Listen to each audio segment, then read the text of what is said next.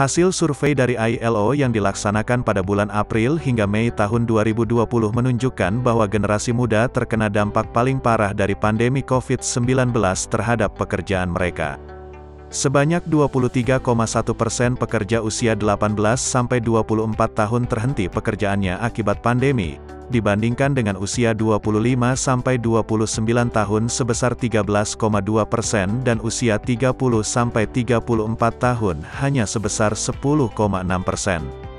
Di Indonesia sendiri, berdasarkan data Kementerian Ketenagakerjaan per April tahun 2020, sebanyak 2.084.593, atau sebesar 15,6% pekerja Indonesia terkena PHK dan hanya 1,8% saja yang mendapatkan pesangon.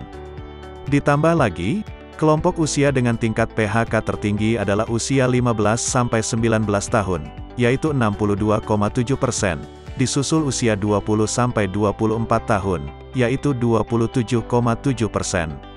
Hal ini menunjukkan bahwa kelompok usia muda sangat rentan kehilangan pendapatan dan pekerjaan karena PHK akibat pandemi.